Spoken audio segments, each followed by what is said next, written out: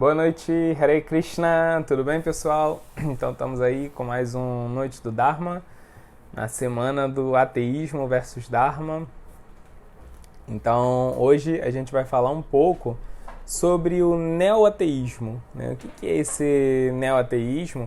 E na verdade, além de fazer uma análise sobre o que é essa corrente do ateísmo que tem afetado, influenciado o século XXI, a gente vai ver quem são os grandes propagadores, né? Quem foram os grandes pensadores por trás desse neo-ateísmo, né? Então, o que aconteceu é que esse neo-ateísmo ele foi desencadeado por um evento muito importante no mundo ocidental, né? Que marcou a vida de todos nós, que foi o atentado às Torres Gêmeas. Quando teve o atentado às Torres Gêmeas, aí soou aquela sirene de preocupação, olha só, né? O que a religião pode fazer? Radicais islâmicos foram lá e assim atingiram, feriram não só um local geográfico, né? Não só mataram aquelas pessoas que estavam no avião ou que estavam nas Torres Gêmeas, como elas também assim desferiram um golpe de morte na democracia, no espírito da vida ocidental, né? No espírito do nosso tempo. Então, assim, né, todo mundo já pensou, caramba, olha só o perigo onde a religião pode levar a gente, né? Então, todo mundo nessa hora já começou a lembrar de todas, assim, as histórias que a gente sabe sobre casos de extremismo religioso, todas as vezes que a religião acabou sendo um problema social, né? Como, por exemplo, a Inquisição. E nessa hora tudo parece maior, né, do que talvez tenha sido. Não que não tenha tido problemas, mas nessa hora tudo parece maior, né? E tem muitos fatores por trás, né, de um evento como esse, só a religião. Falar que foi a religião que causou esse problema é uma simplificação muito grosseira.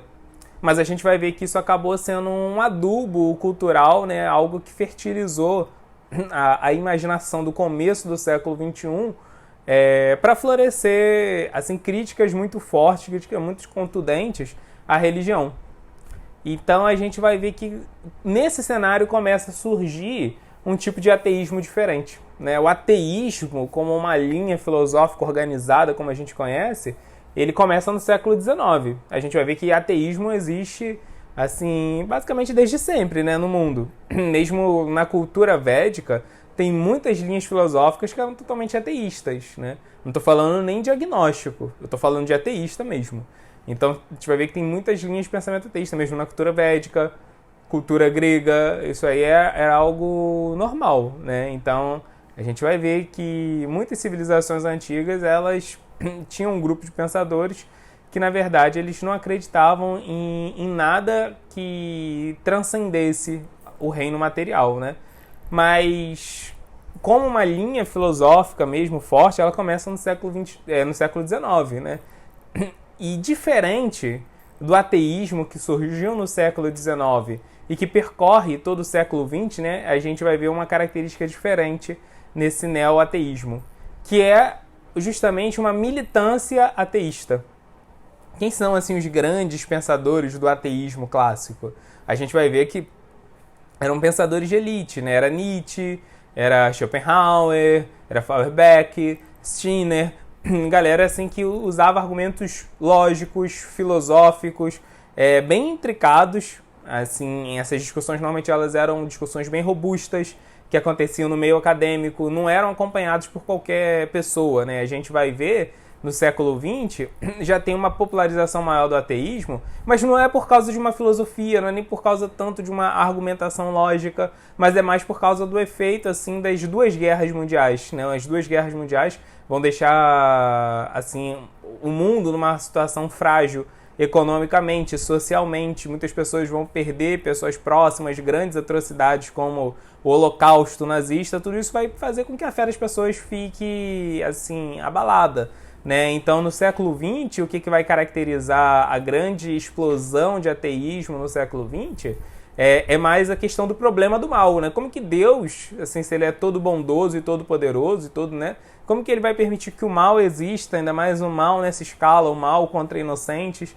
Então a gente vê que é mais uma coisa emocional que guia o ateísmo no século XX, né? E a gente vai ver também pensadores ateístas fortes, relevantes no século XX, né? E a gente vai ver Sartre, né, pensadores assim fortes, né? Mas a gente vai ver que eles ainda falavam, eles não falavam tanto para as massas, né? Eles não tinham essa capacidade de incitar tanto as massas, apesar deles terem se tornado populares, né? Como o Carl Sagan. Carl Sagan, ele começa bem ateísta, mas depois ele se torna agnóstico, né? Mas Carl Sagan, ele foi um dos grandes popularizadores de ciência no século XX, ele acabou também popularizando a cosmovisão assim, agnóstica e a cosmovisão ateísta também nas massas, mas nada parecido com o neoateísmo, porque o neoateísmo, antes de mais nada, é um movimento de militância, né? Um movimento que vai tentar assim, simplificar muito os argumentos ateístas para poder levar ele para as massas. Para qualquer pessoa entender aquela versão simples dos argumentos ateus, né? Validar elas na sua própria vida e replicarem ela, né? Assim que uma militância ela é feita, né? Existem grandes pensadores numa linha filosófica, mas a gente vai ver que os militantes normalmente eles não falam assim, a essência, podem até falar um pouco da essência, mas eles não vão apresentar um argumento filosófico em toda a sua completude, né? Em toda assim, a sua complexidade. Normalmente eles vão dar uma versão muito mais simples e até muito mais fraca de uma ideologia, de um determinado pensamento filosófico, mas é para isso poder chegar e contagiar as massas, para isso ser propagado, né? Existem, por exemplo, muitos grandes pensadores, né? Por exemplo, falando de política, existem muitos grandes pensadores de esquerda, né? Assim, ao longo da história, mas assim, se a gente vê mesmo, a maior parte das pessoas que se diz esquerdista, eles não vão ler esses grandes filósofos, eles vão ouvir um cara aí se esgoelando, falando pra caramba, suando em cima de um trailer na Cinelândia com a camisa dos Sem Terra, assim, é isso que eles vão entender, aquele argumento ali muito por alto, muito emotivo, né? É isso que eles vão replicar. Tem muitas pessoas que se dizem de direita, né? Mas eles não entendem. Kuyper, Doivert, grandes pensadores que estabeleceram a filosofia da política de direita, eles vão entender, assim, o cara que faz a arminha com a mão, eles vão entender algum negócio desse, né? Muito simples.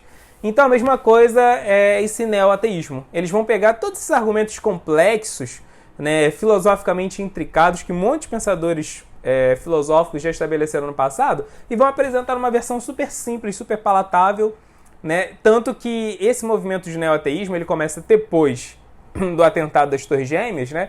E ele começa através de 5 livros. Tem 5 livros que são considerados assim os pivôs do movimento de neoateísmo, né? O atentado das Torres Gêmeas foi em 2001, então em 2004 saiu o primeiro desses livros, que é O Fim da Fé, do Sam Harris. E o livro foi assim, virou um best-seller imediato, todo mundo lia esse livro, né? Então, o que aconteceu é que o próprio Sam Harris, depois, em 2006, ele lança a continuação, Carta a uma Nação Cristã. E nesse mesmo ano de 2006, outros 3 autores vão lançar também seus livros. Um deles é Richard Dawkins, que já era famoso como biólogo, ele vai lançar Deus um Delírio. Christopher Hitchens, que era um jornalista famoso, ele vai chegar e vai lançar Quebrando o Encanto. Desculpa, Deus Não é Grande, né? Ele lança Deus Não é Grande. E Daniel Dennett, que era também famoso como filósofo, né? Um filósofo da mente muito famoso, assim, nos Estados Unidos, na Europa, ele vai lançar Quebrando o Encanto. Então, assim, todas essas pessoas elas já eram conhecidas nas suas áreas, mas elas vão lá e vão assim mostrar, olha, na verdade, a minha cosmovisão é ateísta e eu tenho bom motivo para você também ser ateu, né? E eles vão mostrar isso numa linguagem muito simples nos livros deles, ao mesmo tempo são livros assim muito bem escritos, né? Verdade seja dita, são livros gostosos de ler, né? Tanto que viraram best-sellers, todos os 5 viraram best-sellers, né? Principalmente Deus um Delírio, que é considerada a bíblia desse movimento neoateísta, né? Então eles vão chegar e vão, assim, basicamente comunicar o ateísmo de uma forma muito simples para as pessoas, e mais do que isso, eles vão falar, se você quer ajudar o mundo, se você quer ter uma vida moral, né, se você quer realmente ser parte da solução dos problemas desse mundo, em vez de fazer parte dos problemas, né, ser mais um problema para esse mundo, você tem que deixar de ser religioso, você tem que, na verdade, ajudar a propagar o ateísmo. O ateísmo vai livrar o mundo do mal, né? É parte do processo de livrar o mundo do mal, eles vão falar, né? A ciência é a filosofia e é o ateísmo, né? E isso não temos dúvida, eles vão chegar e vão falar. Então eles vão basicamente pegar e vão apresentar 3 premissas. Todos esses ateus vão ter 3 premissas básicas em seus livros, e isso vai seguir todo o resto da escola filosófica que eles inauguram a partir daí, né? Esse neo-ateísmo. Tem muitos outros pensadores aparecendo depois deles, mas todos eles se baseiam em 3 premissas. Primeiro, eles vão chegar e vão falar, olha, a religião, ela é sempre um problema social. Agora a gente está com essa questão aí desse extremismo islâmico, olha só o que já aconteceu, olha só o que ele causou para os Estados Unidos agora. É bom a gente ficar preocupado com esses atentados terroristas, mas isso não é de agora. Eles vão falar, olha só, o passado, né? Então, assim, eles vão evocar toda essa emoção, toda essa fragilidade que o mundo estava passando e vão jogar a culpa toda na religião. Vão falar, olha só, né, quantos problemas sociais, né, quantas teocracias, monarquias, assim, abusadoras a gente teve no passado que se justificavam em cima da religião, né? Olha só quantos povos, né, aborígenes faziam atrocidades como estupros, assassinatos de bebês, falando que isso eram rituais religiosos, né? E olha só também o que a igreja fez, acabando com assim, a cultura de muitos povos, indo lá e colonizando esses povos, né? Facilitando o processo de colonização e a própria Inquisição, né? E foi um atraso para a ciência. Então eles vão jogar todos esses problemas na conta da religião. E a gente sabe que isso é um argumento muito inocente, né? Porque a gente vai ver culturas, governos, sociedades ateístas que tiveram os mesmos problemas. A gente vai ver, por exemplo, no próprio século XX, a gente vê o genocídio, né? Assim, o holocausto que foi causado dentro da União Soviética, assim, o holocausto russo, né? Pós-Revolução Russa. Muito maior do que o holocausto nazista. E isso, né, dentro de uma nação, dentro de um governo que estava assumindo, que era assumidamente ateísta, né, e combativo da religião. A gente vai ver também o tipo de atrocidade que teve no governo do Mao Tse Tung. Isso são só alguns exemplos, né? Então a gente vê que problemas sociais, guerras, abuso de poder acontecem em qualquer governo, seja ele religioso, seja ele laico e seja ele assumidamente ateísta e contra religião. Esses problemas eles são típicos, né, da vida social desse mundo. Eles não respondem diretamente à religião. Então, assim, é um argumento muito fraco. Um argumento, sinceramente, muito fraco. Mas, assim, que pegou em cheio um mundo que estava já, assim, mexido por causa da paranoia contra o terrorismo islâmico, né? Que tinha seu fundamento, mas que era também exacerbado. Aí o segundo argumento deles, você confia na ciência? A ciência prova que Deus não existe. Eles falam isso. Todos eles vão chegar e vão falar isso. Esse é o segundo grande argumento deles. A ciência prova que Deus não existe, ou pelo menos, alguns deles que são mais moderados vão falar o seguinte: a ciência prova que é muito improvável que Deus exista, né? Então isso aí já é um argumento mais comedido. Por exemplo, o Richard Dawkins, né, que a gente falou que ele lançou O Deus um Delírio, acho que quase todo mundo conhece esse livro, foi muito famoso, né? Então, o que acontece? Antes dele lançar esse livro, ele também lança outros livros, né, que é o Relojoeiro Cego, o Monte Improvável. Todos esses ele fala que é extremamente improvável que exista Deus. Na verdade, ele vai falar que é extremamente improvável que exista o ser humano. Isso aí todo mundo concorda, né? Tem uma coisa chamada princípio antrópico. A quantidade de parâmetros que precisam ser regulados dentro da vida do universo para garantir que exista vida consciente, vida como a nossa, né? Primeiro que exista vida, já é algo muito difícil, ainda mais que exista vida com subjetividade, com capacidade de raciocínio que a gente tem, né? É algo muito raro. Mas a gente vai ver que isso não quer dizer nada, né? Inclusive muitos pensadores teístas vão falar, olha só, esses parâmetros, eles são ajustados de forma tão fina, tão bem calibrada, que só Deus pode ter chegado lá, só um ser inteligente pode ter chegado lá e calibrado isso, né? Mas aí eles vão falar, se já é extremamente improvável que um ser humano exista, o que dizer de existir um ser sobre-humano, né? Do que falar de existir um Deus tão todo-poderoso. Então eles vão falar isso é extremamente improvável, eles vão bater extremamente nessa tecla, eles vão apelar muito para a questão do evolucionismo. Eles falam, olha só como as espécies vão evoluindo, né? Ontem a gente falou sobre isso, né? Que o evolucionismo não necessariamente implica numa cosmovisão ateísta, mas a gente vai ver aqui esses ateus pegando essa teoria da evolução e sequestrando ela, mostrando que ela necessariamente implica numa cosmovisão ateísta.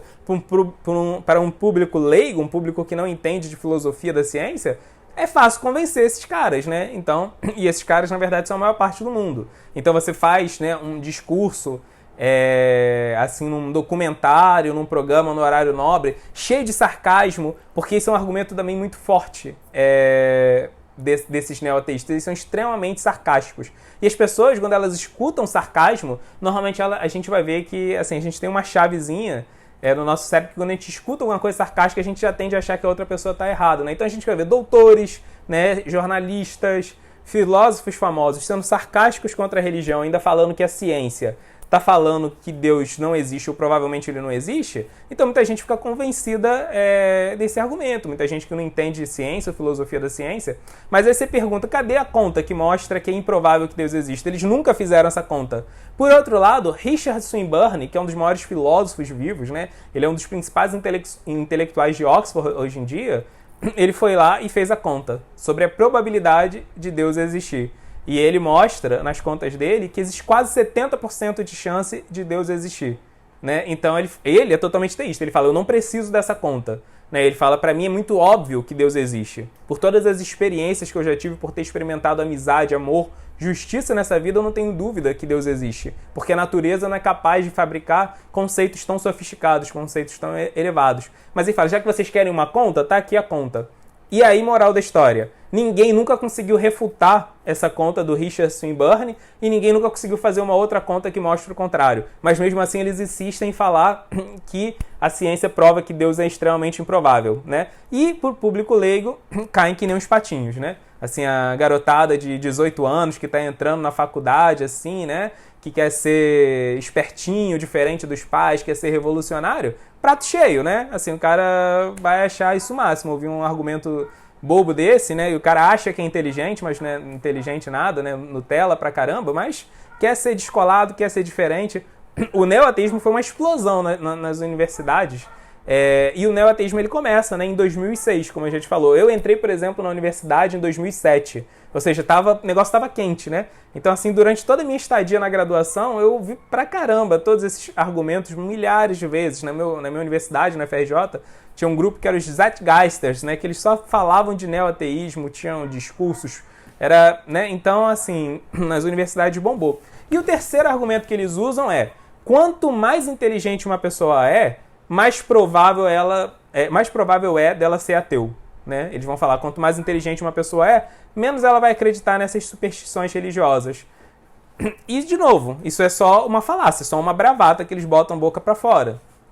A gente vai ver, inclusive, esse movimento neoateísta, eles fizeram uma proposta de mudar o nome ateu para o nome Brighter. Né? Brighter é brilhante. Então, assim, não é que eles se declaravam, eu sou ateu. Eles falavam, eu sou um brighter, eu sou uma pessoa brilhante, por isso que eu não acredito em Deus, por isso que eu não acredito em religião. Mas, graças a Deus, esse termo não pegou, brighter, né? É um negócio arrogante, meio ridículo, né? Meio, assim, de gente carente. E é bobeira, né? Assim, é totalmente ridículo isso. A gente vai ver que, por exemplo, só se a gente vê ganhadores de prêmio Nobel de ciência na história inteira, né? Já existe prêmio Nobel aí há um pouco mais de 120 anos.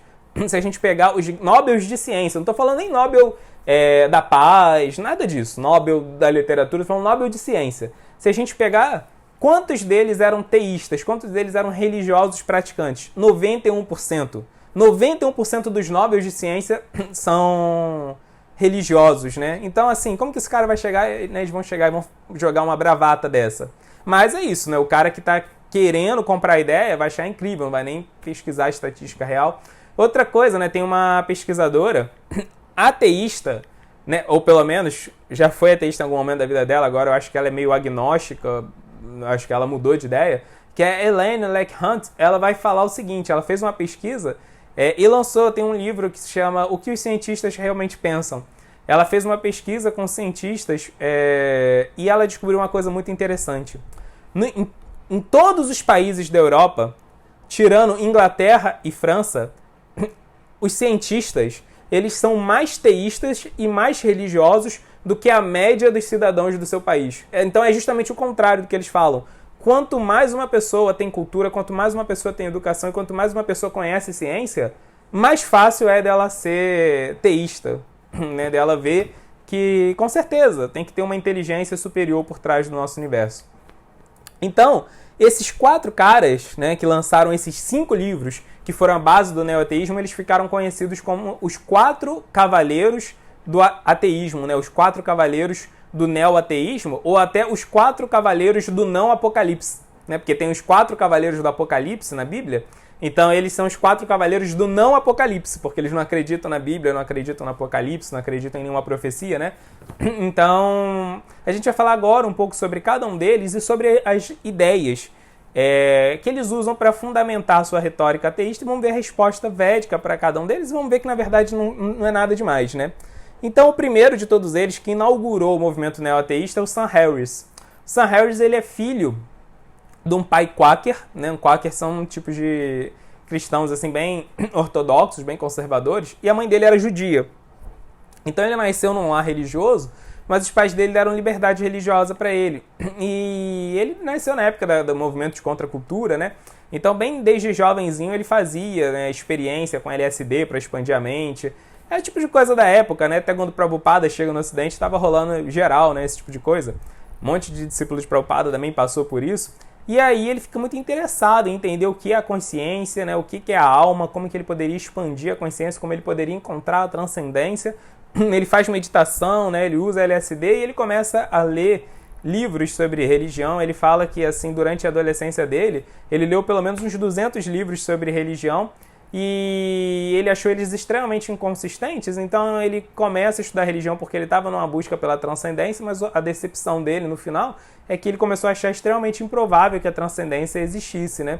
Então ele entra no mundo acadêmico, ele faz a graduação dele, depois ele vai fazer o doutorado dele em neurociência. E quando ele vai fazer esse doutorado, qual é o tema do doutorado dele, né? Qual é o processo psicológico por trás da crença e da descrença? Quer dizer, o processo psicológico não, desculpa, o processo neurológico por trás das crenças e da descrença, né? E aí ele começa a se tornar extremamente crítico do teísmo, né?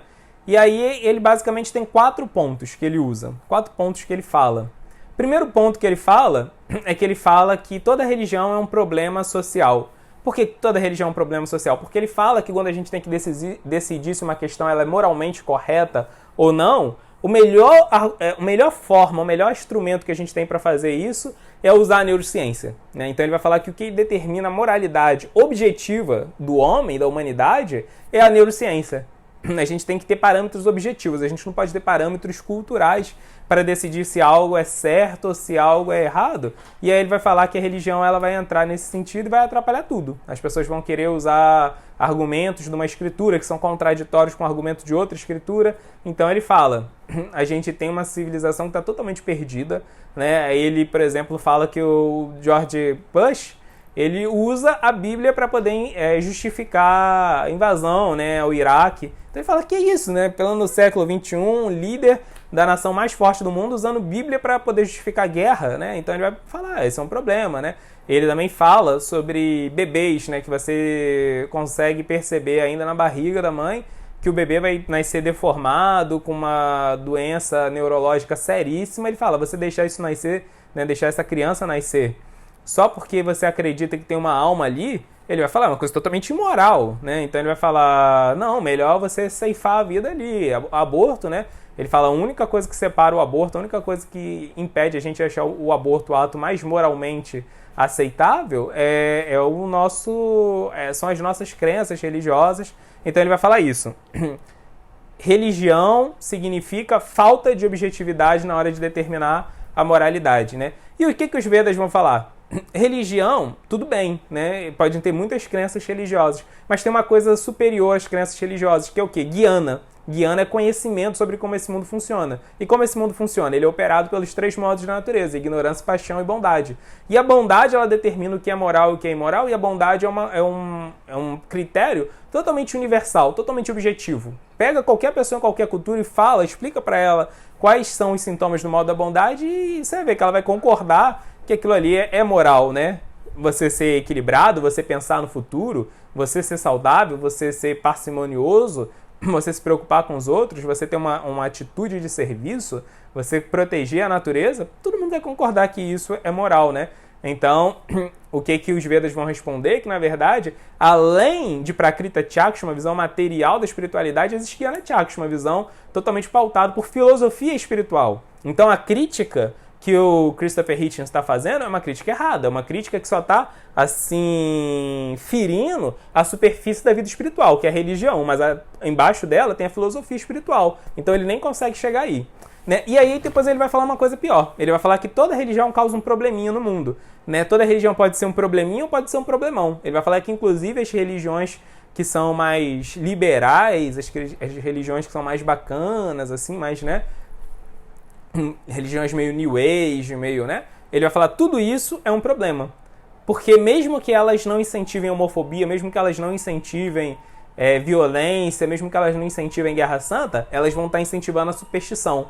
Então, por exemplo, agora tem Covid. Então, você vai ver muito religioso que vai achar que está protegido porque é religioso, que, né? Então, assim, ele vai falar, a superstição é um problema para o mundo, né? Então ele fala, toda religião é um probleminha, ou algumas são um problemão, mas ele vai falar, o Islã, ele é um problema absoluto sempre. O Islã sempre vai fazer mal para o mundo em todas as proporções. Então ele é bem islamofóbico, né? Ele, assim, acha que a religião causou separatismo entre as pessoas, ele sempre vai fazer esse tipo de crítica, né? Estimulou xenofobia, mas ele é extremamente islamofóbico, né? Ele é bem pesado. E ele não consegue dar nenhuma resposta concreta para isso, né? Ele não esquece que o Islã foi, assim, um dos grandes patrocinadores das universidades, quando começaram a surgir as universidades da ciência, e que existe, sim, radicalismo islâmico, mas existe radicalismo em todos os lugares, inclusive radicalismo ateu, né? Então, assim, a gente vê aí um traço muito forte, né, de preconceito da parte dele. O mesmo preconceito que ele vai acusar a religião de fazer, né? Então, como diria o meme, enfim, a hipocrisia. E os outros dois argumentos dele? Ele vai falar que não existe livre-arbítrio. Ele vai falar que o livre-arbítrio é uma ilusão nossa, que na verdade nós somos totalmente controlados pelos processos químicos que acontecem no nosso cérebro. E aí ele vai falar que quando a religião fala que nós temos total livre-arbítrio, o que acontece, ou pelo menos livre-arbítrio parcial, a gente fica sofrendo muito por causa de todas as nossas ações morais. A gente fica preocupado se a nossa moralidade vai levar a gente para o céu ou para o inferno, mas ele fala que quando a gente faz isso, a gente esquece da fonte da moralidade, que são os processos químicos do cérebro. Na verdade, não existe livre-arbítrio nenhum. Então é muito engraçado, porque ele entra em contradição, né? Ele vai criticar que a religião acaba com a moralidade, mas depois ele vai falar que nem tem livre-arbítrio. Então, assim, como que existe moralidade? Qual é o problema? Como que a religião pode ter ferido a moralidade se sequer existe livre-arbítrio? Então, assim, percebam, são argumentos muito simplórios, né? Mas que são propagados de uma forma muito militante, por isso parecem incríveis para uma pessoa que já está emocionalmente favorável a receber esses argumentos, né? Não estou querendo dizer que não existam bons argumentos ateístas, né? Como a gente falou, a gente vai ver muitos bons pensadores ateístas, como Nietzsche e Schopenhauer, mas não é o caso desses caras do neo-ateísmo. Eles dão argumentos muito simplórios e é para ser assim de propósito, é para chegar nas massas, né? E o último argumento que ele usa é que ele vira e fala assim, beleza, por que as pessoas elas buscam espiritualidade? Porque a espiritualidade ela tem uma coisa interessante, ela leva a gente a meditar. Toda espiritualidade tem um tipo de oração, meditação, e ele vai falar, meditação sim, é um processo neurológico, né? É algo que você pode explicar através da ciência. E ele vai falar, o principal objetivo da meditação, e ele mesmo pratica a meditação, é fazer você entender que você não existe. Que isso que nós entendemos como eu, a nossa personalidade, é só uma ilusão causado pelo nosso cérebro para poder estimular a nossa máquina biológica, o nosso corpo continuar se reproduzindo, né? Então ele vai falar, você nem existe, né? O eu nem existe. Então, assim, no final o argumento dele é um argumento budista disfarçado de ciência, né? Assim, essa ideia do que o eu não existe, a gente tem que meditar para entender que o eu não existe. E quando ele fala, quando a gente descobrir isso, a gente nem vai mais ficar triste, porque a gente fica triste com medo da morte, com medo da finitude das coisas, mas na verdade a gente vai entender que o eu que tem medo nunca existiu. Né? Só que, de novo, assim, isso faz sentido, né? Nós sentimos que nós existimos, né? E se nós sequer existimos, então qual o problema com a religião? Porque nós nem existimos mesmo, né? Então, assim, o argumento dele são muito frágeis, né? São muito simplórios. Então, esse é o primeiro, Sam Harris. O segundo, mais famoso de todos, Richard Dawkins. Esse aí ele não é só um dos 4 cavaleiros do neo-ateísmo, não só um dos 4 cavaleiros do não-apocalipse, mas ele é o papa do neo-ateísmo, ele é o cara mais forte e mais influente desses 4. O que o Richard Dawkins é? Né? Ele é um biólogo, ele assim, fez 2 teorias científicas muito interessantes, né? Que uma é do fenótipo estendido e a outra é dos memes. O fenótipo estendido é a ideia, né, assim, de que quando os genes mudam, né, quando tem um processo de seleção natural, os genes eles não mudam só o fenótipo de um corpo específico, né, eles não mudam só a característica de uma espécie, mas eles levam essa espécie a atuar no ambiente e mudar o ambiente. Então ele fala que o processo de seleção natural não muda só as espécies, mas muda inclusive a natureza, né, porque faz com que as espécies mudem a forma com a qual elas se relacionam com a natureza. Um conceito muito inteligente. E outra ideia dele é do meme. E com meme eu não estou falando de Nazaré confusa, essas coisas não. A ideia de meme é que ele vai falar que cada pensamento, cada ideologia, cada crença, assim como um gene, ela quer se reproduzir, né? Ela quer replicar. E só as ideias, as ideologias mais fortes vão conseguir, né? Ou seja, é a mesma ideia da sobrevivência do mais apto que existe na seleção natural, ele aplica isso à cultura. E aí ele vai falar que da mesma forma que existem parasitas, seres parasitários, né, nesse mundo, que não conseguem subsistir, por isso eles vão lá e parasitam e levam à morte o seu hospedeiro, ele vai falar que a religião é uma cultura, é uma crença, é um meme parasitário, né? Então, assim, ele foi um cara extremamente influente no meio da ciência na década de 70, mas a partir da década de 80, ele meio que abandona o trabalho em ciência e vira um militante ateu. E quando começa o neo-ateísmo, ele lança o grande clássico do neo-ateísmo, que é Deus, um delírio. Né? E o que ele vai falar nesse Deus, um delírio? Basicamente, ele vai fazer uma coletânea de argumentos que outras pessoas deram, mas ele vai se basear em dois pensamentos assim que ele vai falar que são os mais fortes, né? Inclusive, ele está querendo fazer um livro extremamente popular e logo no começo do livro ele fala: se você não quer ler todos os livros que eu e meus amigos estão produzindo, então leia só esse. Mas se você não quiser nem ler esse livro inteiro, vai lá e leia o capítulo tal. Acho que é o capítulo 12, que ele fala que é meu capítulo principal.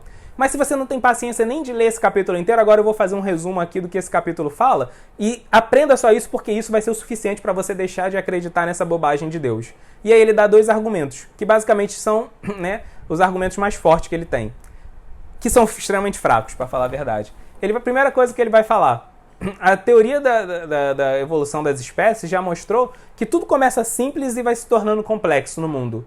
E se Deus criou o mundo, Deus é o ser mais complexo que existe. Então, assim, ele fala, isso totalmente contraria as evidências que a gente tem que da simplicidade vem a complexidade. Né? Se Deus é o ser mais complexo, ele não poderia ter vindo no começo de tudo, ele deveria ser criado no final do universo e não estar no começo do universo.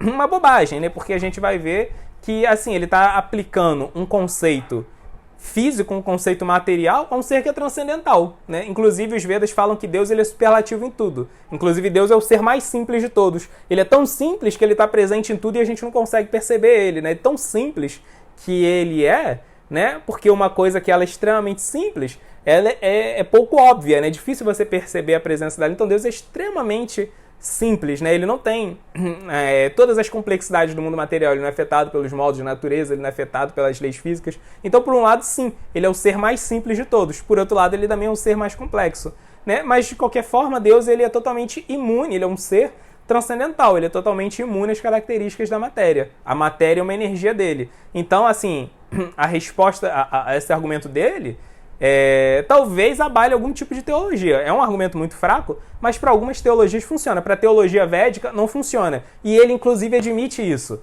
Ele fala, olha, esse meu argumento, ele só não vai funcionar para o Vedanta. Né? Ele mesmo admite isso, mas ele fala, não é porque o Vedanta é uma filosofia perfeita. Pelo contrário, ele vai falar, Vedanta é uma superstição. Só que aí você tem que pensar um argumento específico para o Vedanta, e eu não vou fazer isso não, porque o Vedanta não é mais tão influente hoje no mundo, então eu não vou gastar o meu tempo com o Vedanta, eu não vou perder. Assim, é meio, né? Pô, o cara ganha vida vendendo livro de ateísmo, né? Então por que o cara não senta lá um dia e faz um argumento, já que é tão fácil derrotar o Vedanta? Fala assim, mas assim, pouca gente, olha só a Índia, um dos países mais populosos do mundo, né? E yoga tá explodindo de popularidade, então assim, é muito, né? Meio fujão esse cara, né? Meio bravateiro, né? E o outro argumento dele que ele vai falar é o seguinte, ele vai falar que é meio parecido, né? Mas é diferente. Ele vai falar que tudo bem. Esse é um argumento meio velho, na verdade, só que ele deu uma outra roupagem. Ele vai falar que Deus criou o mundo, né? Deus é a causa do mundo. Mas quem é a causa de Deus? Então ele fala assim, se você pensar na causa de Deus, aí então você vai estar pensando no Criador de Deus. E quem é o Criador do Criador de Deus? E quem é o Criador do Criador do Criador de Deus? Então ele vai falando assim que isso não acaba nunca. Então ele fala, se a gente pensar por esse lado, a gente vai criar algo infinito para trás. E isso não responde nada. Então ele fala, o que acontece, na verdade, é que o universo não precisou de um criador. O universo ele começou do nada, né? E ele vai falar, e como isso se justifica? Cientificamente, ele vai falar, não dá pra gente entender isso, apesar, ele vai falar disso ser um fato, não dá pra gente entender, porque a gente ainda não teve alguém que conseguiu entender as leis físicas dessa forma, né? Mas ele vai falar assim, isso, só o que nos separa de entender como o universo pode se criar sozinho, sem a necessidade de um criador, é a evolução da física. Ele fala, deixa só a física evoluir, ou seja, ele tem uma fé totalmente messiânica. Ele tem uma fé de que no futuro vai aparecer um Messias, né? Inclusive ele fala, no futuro vai vir um grande físico que vai fazer para a física o que Charles Darwin fez para a biologia, né? Ele vai falar que Einstein, Newton, Stephen Hawking foram grandes físicos, mas nenhum deles conseguiu descobrir a lei fundamental da física, né? E ele fala que Darwin descobriu a lei fundamental da biologia, então ele fala que no futuro vai vir um Charles Darwin da física e vai solucionar esse problema de como o universo começa sozinho. Ou seja, ele tem a fé num Messias, né? No final, o argumento dele contra a fé é simplesmente um argumento de fé, né? Mesmo não tendo nenhuma prova, nenhuma evidência científica de que isso é possível, ele tem fé que alguém vai descobrir essa lei física. Nem que, assim, apesar de nenhuma lei física conhecida hoje em dia coadunar esse tipo de coisa, né? Então esse é o grande pensador do neo-ateísmo, Richard Dawkins. E a gente pode perguntar assim, como que esse cara ficou tão popular, né? Assim, ele participa de muitos debates, sarcasmo. Se a gente reparar nos debates, a maior parte dos argumentos dele, 90%, é sarcasmo. E as pessoas que estão olhando, né, veem ele assim tão ofensivo, as pessoas, de alguma forma, assim, elas têm um filtro emocional pela agressão, né? As pessoas quando veem um político falando sem parar, dando argumentos fortes, as pessoas às vezes são convencidas, né? Então alguém que fala de forma forte, muitas vezes a pessoa acha que ela está falando de forma sensata se ela não entende o assunto. Mas olha só, ele debateu com um monte de gente, né? E qual foi o debate dele mais famoso? Foi quando ele debateu com um arqueólogo chamado, um paleontólogo muito famoso, o Stephen Jay Gould. E Stephen Jay Gould, ele não é teísta, pelo contrário, ele é ateísta. Mas ele não fazia parte do neo-ateísmo. Por quê? Porque ele vai falar que a religião, ela faz bem para o mundo, né? Ela pode fazer mal também, mas tudo pode fazer mal para o mundo, né? Mas ele vai falar que tem muitas instituições de caridade no mundo. Ele vai falar, os meus pais foram grandes pessoas, cuidaram muito bem de mim, e de onde eles tiraram essa moralidade deles, de onde eles tiraram esse carinho que eles tinham comigo? Da religião, né? De valores religiosos. Então, o Stephen Jay Gould, ele era contra atacar a religião, mesmo ele sendo ateu, mas ele era a favor de que existisse uma supervisão para que não existisse abuso nas religiões. Mas ele achava que a fé religiosa era uma coisa muito individual. Então, o grande debate que o Richard Dawkins ganhou foi contra o Stephen Jay Gould, né? E olha só, o Stephen Jay Gould não era um teólogo, não era um filósofo da religião, não era um espiritualista. Como que ele ia, assim, não é tão forte, né? Mas quando ele foi convidado para debater com William Lane Craig, que é um pastor muito bom em debater com ateus, que ele treina, inclusive ele tem um curso ensinando como você debater com ateus, ele não quis ir. E sabe por que ele não quis ir? Ele alegou que ele não ia debater com uma pessoa como William Lane Craig, que nem tem doutorado em ciência. O doutorado do William Lane Craig é em teologia. Mas e daí que o cara não tem um doutorado em ciência? É um debate, né? Então era até mais fácil ele chegar lá e derrotar. Então ele falou que ele ele abria mão de debater com esse cara. Agora, Alistair McGrath, que é um dos grandes pensadores teístas do mundo hoje em dia, e também é um doutor em engenharia química, ele falou, bem, se o Lane Craig não pode debater com você porque ele não é cientista, eu sou. Né? Então o Alistair McGrath chamou ele para o debate, e mais do que isso, o Alistair McGrath escreveu um livro chamado O Delírio de Dawkins. Né? Dawkins escreveu Deus no Delírio, então ele escreveu O Delírio de Dawkins. E lá ele refuta todos, um por um, todos os argumentos do Dawkins. E o Dawkins nunca refutou até hoje as refutações dele. Então a gente consegue perceber assim um pouco, né, da fragilidade desses pensadores neoateístas. O terceiro pensador, Daniel Dennett. Quem é Daniel Dennett? Daniel Dennett, ele é um filósofo da mente e ele que criou o conceito do teatro cartesiano, né? Até então se tinha a ideia de que tinha um local específico do cérebro que processava a consciência. E aí ele vai falar que não, né? Ele vai falar que, na verdade, o cérebro inteiro e o cérebro corporificado, ou seja, as experiências que nós temos com o nosso corpo, que são processadas pelo cérebro, né, que vão gerar o fenômeno da consciência. Isso é uma visão muito fortemente aceita dentro do campo de estudo sobre consciência, né, hoje em dia no meio acadêmico. Então ele ficou famoso por causa disso. E ele tem um projeto chamado Projeto Clero, né, que muitos pastores, muitos padres, muitos líderes religiosos, eles perdem a fé, mas eles são pressionados pela sua igreja para continuarem lá, né? Alguns são até ameaçados, eles também não sabem fazer outra coisa da vida a não ser um religioso.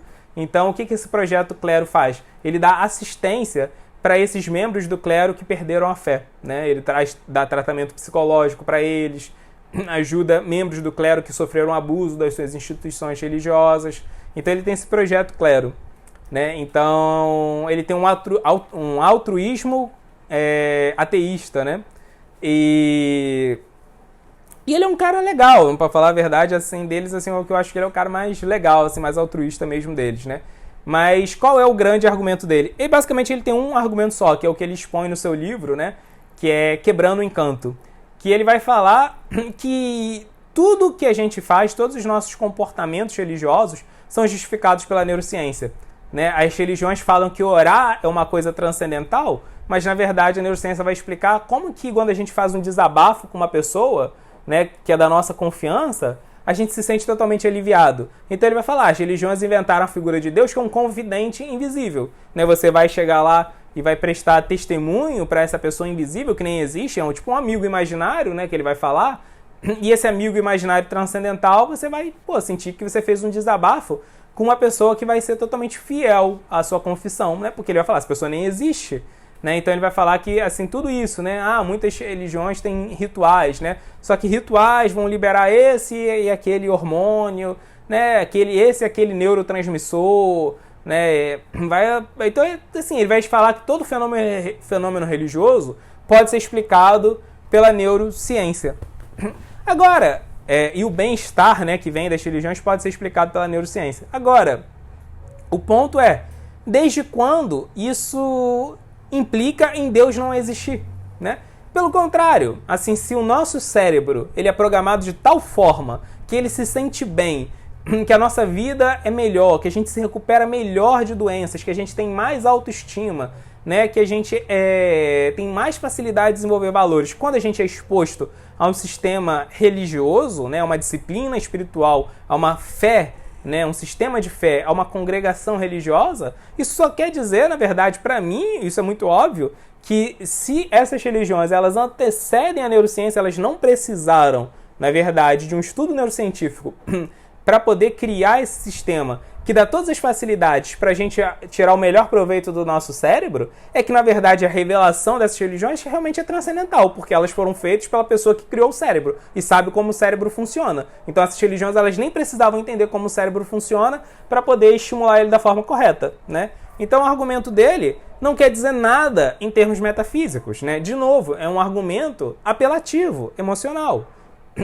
A neurociência pode explicar o fenômeno religioso, mas não explica e nem invalida a questão da revelação, né? Nem invalida, nem explica a questão da metafísica, né? Então, de novo, um argumento muito raso. E para fechar, o Christopher Hitchens, que é o único desses que já faleceu, ele era um jornalista e ficou muito famoso porque ele atacou muito o Bill Clinton, né? Ele era colunista famoso em muitos jornais americanos. Ele também ataca muito a Madre Teresa de Calcutá, né? Ele expõe vários problemas que tinham nas atividades assistencialistas da Madre Teresa de Calcutá, né? E muitas delas ele aponta de forma correta, né? Tinha muitas coisas erradas mesmo, né? No programa da Madre Teresa. Mas, enfim, basicamente, o Christopher Hitchens, qual é a dele, né? Qual é o grande... Ele tem dois argumentos principais que ele vai dar. Um é o do messianismo. Ele vai chegar e vai falar o seguinte: ele vai falar que as religiões fazem a gente acreditar ou na figura de um líder religioso, de um padre, um pastor, um guru, um mestre espiritual, né? que a gente vai, assim, conceder parte da nossa liberdade individual e parte da nossa responsabilidade para essa pessoa, né? E ele vai falar que a maior parte das religiões acredita que vai vir um Messias e vai salvar o mundo no futuro. Então ele fala que como nação, como cultura, como sociedade, a gente também abdica de parte, boa parte, da nossa responsabilidade e da nossa liberdade em nome desses líderes espirituais, em nome desses messias, né? Então, a crítica que ele faz é válida, com certeza, né? Mas não é uma crítica ao teísmo em si, né? É uma crítica a um mau uso do teísmo, um mau uso da espiritualidade, né? Realmente, o papel de um líder espiritual é fortalecer seus discípulos, é dar autonomia para eles, né? E vão ter líderes espirituais que com certeza vão abusar da sua autoridade, ou então que na verdade vão fazer com que os discípulos, que seus liderados se tornem muito dependentes deles. Muitas pessoas vão abrir mão da sua faculdade de raciocínio, vão se tornar extremamente fanáticas, mas isso não quer dizer que Deus não exista. Isso não é um argumento forte contra o teísmo, né? Nem um argumento forte contra a espiritualidade. É só um argumento, né, contra a espiritualidade não saudável, a espiritualidade fanática. Nisso eu concordo com ele. Mas, de novo, isso não derruba Deus, né? E, por fim, o último argumento dele, que é conhecido como a navalha de Hitchens, que ele fala que é o melhor argumento dele, que ele repetiu tantas vezes. A navalha de Hitchens diz assim: aquilo que é aceito sem provas pode ser rejeitado sem provas. Então ele fala, eu não preciso de nenhuma prova para dizer que Deus não existe, porque nunca foi dada uma prova que Deus existe, né? Nunca foi dada uma evidência científica de que Deus existe. Mas é claro, porque a ciência ela não explica metafísica, a ciência ela explica as leis naturais desse mundo, né? Então, de novo, ele está tirando a ciência do seu escopo. Muitos ateístas intelectuais poderosos, assim, ganhadores de Nobel, inclusive, rejeitam esse argumento dele, e não só esse argumento dele, rejeitam o neoateísmo inteiro, porque esse argumento não faz o menor sentido. A ciência, ela não pode nem explicar a ideia, né, de qualquer elemento metafísico. A ciência não pode explicar o que é justiça, a ciência não pode explicar nem o que é sentido, né? Assim, a gente dizer que a ciência não consegue nem explicar o que é o sentido das coisas, nem o conceito de ter sentido, né? Então a gente vai ver muitos ateístas falando que esse argumento dele não faz nenhum sentido. Não sou eu que estou falando, muitos pensadores, filósofos da ciência, aqui mesmo brasileiro, né? O Marcelo Gleiser, que ganhou o prêmio Temple ano passado, um físico famoso, né? Já teve quadro no Fantástico por anos. O Marcelo Gleiser, ele fala, isso não faz menor sentido, porque o objetivo da ciência não é entrar nesse tipo de discussão. Isso foge do poder epistêmico da ciência, né? Roy Bhaskar, outro, né, grande pensador ateu e é um grande filósofo da ciência, vai falar que isso não faz o menor sentido, porque a ciência visa explicar coisas empíricas. Então, assim, existem sim evidências de Deus, só que essas evidências são metafísicas. Para você experimentar essas evidências, você vai ter que sujeitar a um processo espiritual, que o Christopher Hitchens nunca se sujeitou. Então, como que ele vai validar esses argumentos? Eles não foram feitos para serem validados só pelo raciocínio empírico, né? Então a gente vê que os argumentos do neoateísmo são todos muito frágeis, né? E como eles ficaram famosos? De novo, militância. A Nila Madhava comentou assim, certos ateístas pensam mais em Deus do que alguns teístas. Completamente, né? Completamente. O Francis Collins, né, que é o chefe do Projeto Genoma, ele era ateu e estudando, né, durante o Projeto Genoma, ele acabou se tornando teísta, né? Ele fala isso sempre, né, que assim, existe uma obsessão por Deus entre os ateístas. A Patrícia comentou, todas as propostas são bem materialistas, totalmente. A Luísa comentou assim, talvez o que estimula o ateísmo seja mais a revolta com as instituições, que muitas vezes distorcem as palavras de Deus. Tem ateus que têm ética muito forte e totalmente sincera, não temem a Deus. Isso é verdade, isso com certeza é verdade, né? Assim, existe muito pensador, muito ateu, na verdade, que são extremamente éticos, moralistas mesmo, né? Não falsos moralistas. E, inclusive, eu acho que a descrença, ela, inclusive, tem o seu papel, né? No nosso processo de evolução nesse mundo. Eu já falei isso algumas vezes aqui, mas quando um ateu, né, ele realmente se sacrifica para ajudar os outros, ele está fazendo isso sem expectativa de uma recompensa eterna, sem ter o medo, né, de uma danação eterna, de ir para o inferno, né? Então, assim, faz parte mesmo, né? Eu entendo, né, que a descrença ela faça parte do nosso processo de amadurecimento espiritual. Isso é verdade, eu concordo com você, Luísa. Muitas vezes é sim mesmo, né? É o fanatismo, é o abuso de poder das instituições que revolta essa galera. Isso é verdade. A Aline, ela comentou assim, só de não acreditar que Deus existe, automaticamente já se acredita nele de certa forma. Verdade. O Nityananda comentou assim, a Tyaryadeva tem um argumento interessante, onde ele diz que por uma pessoa afirmar que 1 mais 1 é igual a 2 ou que 1 mais 1 não é igual a 3, a pessoa precisa de um conhecimento mínimo sobre os princípios matemáticos básicos de adição e subtração. Seguindo essa lógica, ele diz que para uma pessoa ter opinião realmente válida em determinado campo de conhecimento, ela precisa ter um entendimento básico desse campo de conhecimento. Sendo assim, para uma pessoa fazer afirmações ou negações substanciais no campo teológico sobre a existência ou não de Deus, essa pessoa precisa de conhecimento relevante desse campo, entendendo as regras ou leis desse campo de conhecimento. A Tyaryadeva também fala uma coisa legal. Assim como a fé cega é perigosa, da mesma forma, a dúvida cega também é perigosa. É justamente isso, né? Assim, a gente vai ver que assim, a compreensão que normalmente esses neo-ateístas têm, né, dos princípios teológicos, na verdade nem é. A gente vê quando eles atacam o princípio teológico mesmo, não só assim, uma crítica social à religião, mas quando eles criticam a teologia, normalmente a gente vai ver que eles acabam usando o argumento do homem de palha, né? O argumento do espantalho. O argumento do espantalho é quando você pega um argumento e cria uma versão modificada dele mais fraco e você derrota essa versão mais fraca. Então a gente vai ver que muitas das críticas que eles fazem, né, nem fere o argumento teológico de verdade, né? Fere, na verdade, uma caricatura, uma versão reduzida dele, que perde a sua integridade filosófica, né? Então, só isso já, assim, tira a validade de boa parte dessa retórica. O Geraldo comentou assim, Prabhu, talvez você já ouviu falar que tem uma estatística que existe muito mais cientistas que são teístas na área de exatas do que na área de humana.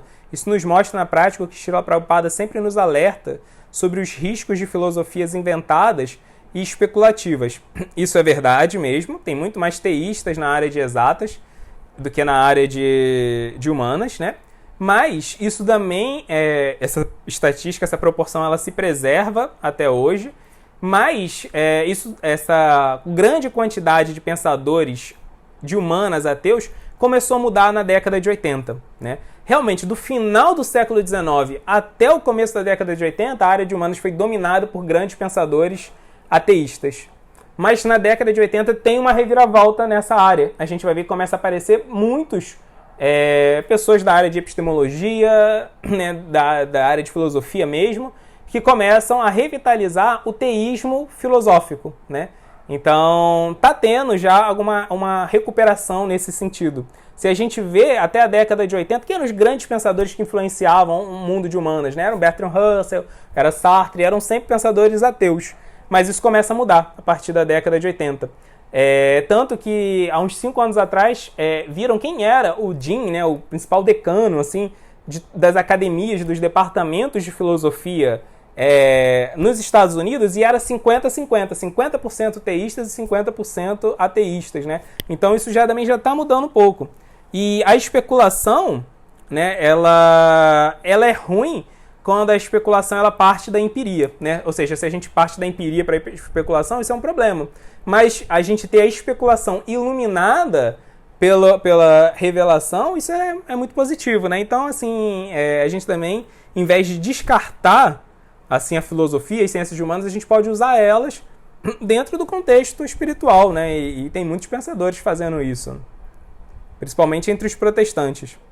O Adriano perguntou assim, a ideia de Deus é pré-condição para a ideia de que existe um propósito para o universo, correto? Correto. Tanto que o budismo é uma das poucas religiões que não creem em nenhum tipo de divindade e tem um niilismo implícito, mesmo que não admitam. O budismo ele era chamado antigamente, né? Ainda é chamado, mas era muito conhecido como Shunyata. A gente vai ver muitos textos da época védica que, quando vão se referir ao budismo, chamam de Shunyata, ou seja, niilismo. Shunyata significa literalmente niilismo. As abordagens impersonalistas dos Vedas iriam nessa mesma linha? Mais ou menos, né? Porque as abordagens impersonalistas dos Vedas falam que existe sim uma transcendência. Só que essa transcendência, ela não tem personalidade, né? Que existe uma energia espiritual, né? Só que essa energia, ela não tem personalidade, ela não tem nenhuma característica. né? Mas existe um propósito da vida que é se fundir nessa energia, né? Então esse niilismo, essa ausência de sentido, ela não é totalmente assim, existe um niilismo material, né? Esse mundo não faz sentido para essas linhas impersonalistas, porque para o personalista o mundo faz sentido, né? O mundo é uma criação de Deus, eu tenho que cuidar desse mundo, mesmo que o mundo seja algo temporário, ele é uma energia de Deus, eu tenho que tomar conta dele, né? Então, para o personalista, o mundo material faz sentido, só que é um sentido parcial, e o mundo espiritual faz sentido completo. Para o impersonalista, o mundo espiritual, a realidade espiritual, né, que para eles nem é um mundo, é só uma energia, faz sentido e o mundo material não faz sentido algum. Né? Para eles é totalmente falso. Então eles têm um tipo de niilismo, sim. Agora, para o budismo ou para esses neo-ateístas, nada faz sentido em si. Né? Não existe uma realidade espiritual e esse mundo não faz sentido. Então, niilismo completo. O que é muito mais pessimista. Né? Não existe sentido algum em nada. A Luísa comentou assim... Mesmo apenas observando a natureza, fica claro que tem algo maior organizando tudo, mesmo que insistam em não chamar de Deus. Muitos teístas, né, se tornaram teístas estudando a natureza. Né? A gente falou um pouco ontem sobre isso, sobre a teologia natural, né, que quando a gente vê a natureza, a gente acaba percebendo que existe uma inteligência por trás dela mesmo. E a Maria comentou assim, fiquei sem fôlego, tanta preocupação em negar Deus só reforça a fé nele. O pessoal fica vidrado mesmo em Deus, né? É o ponto, né, que Rupa Goswami fala, né, que assim, Deus ele é tão presente, assim, a gente sente tanto a ausência de Deus que a gente não consegue dissociar a nossa vida dele, né? Ou a gente busca ele positivamente ou a gente busca ele negativamente, né? A gente quer refutar, a gente quer fazer birra, a gente quer fazer algum tipo de pirraça, mas a gente não consegue deixar de pensar nele. É verdade mesmo.